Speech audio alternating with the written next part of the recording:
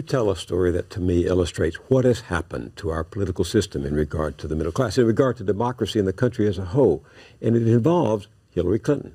I had written an op-ed about a piece of pending bankruptcy legislation. The credit card companies have been pushing to try to tighten the bankruptcy laws, sort of like locking the doors to the hospitals and then claiming nobody's sick in America.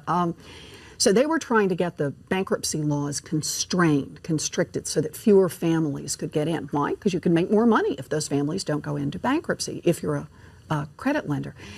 And so I'd written an op-ed about how this would fall disproportionately hard on women who were raising families and who would be put in the position under this bill of trying to compete with Citibank, MasterCard, Visa, Bank One for getting alimony and child support from their ex-husbands. Mrs. Clinton evidently saw the First Lady. The First Lady. She was then First Lady. This is in the 1990s, late 1990s. Mrs. Clinton saw the piece, and I got a call from the White House. And they said Mrs. Clinton was going to be in town to give a speech in Boston, and would I come and meet with her? I said, sure. And so I put together all my files.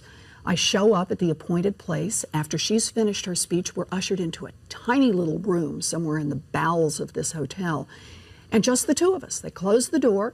Mrs. Clinton sits down. We have hamburgers and French fries. And you tutor her. And she says, tell me about bankruptcy. And I got to tell you, I never had a smarter student. Quick, right to the heart of it. I go over the law. It's a complex law. Went over the economics, showed her the graphs, showed her the charts, and she got it. Within 20 minutes, she could play where the rest of it would come. Well, then that will mean this part's happened. That will mean this has happened. I said, yes, that's right. And at the end of the conversation, Mrs. Clinton stood up. She said, let's get our picture taken, which we did. And she said, Professor Warren, we've got to stop that awful bill, referring to this bankruptcy bill that's sponsored by the credit card companies. So I left. She went back to Washington, and I heard later from someone who was a White House staffer that there were skid marks in the hallways when Mrs. Clinton got back as people reversed direction on that bankruptcy bill. They were supporting the industry, and because of her... President Clinton had been showing that this was another way that he could be helpful to business. It wasn't a very high visibility bill.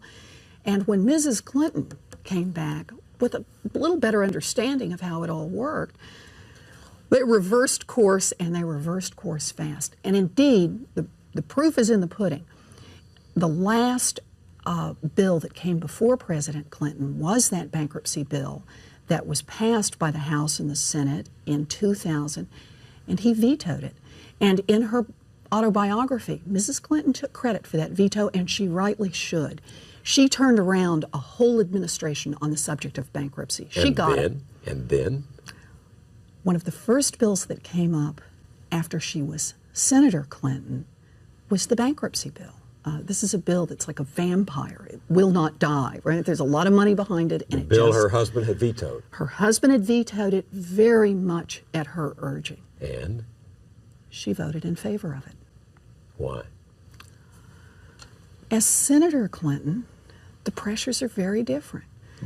It's a well-financed industry. You know, a lot of people don't realize that the industry that gave the most money to Washington over the past few years was not the oil industry, was not pharmaceuticals. It was consumer credit products. Those are the people, the credit card companies have been giving money, and they have influence. And Mrs. Clinton was one of them, as senator. Yeah. She has taken money from the groups, and more to the point, she worries about them as a constituency. So what does this mean, though, to these people, these millions of people out there whom the politicians cavort in front of as favoring the middle class, and then are beholden to the powerful interests that undermine the middle class? What does it say about politics today? You know, this is the scary part about democracy today. We're talking again about the impact of money.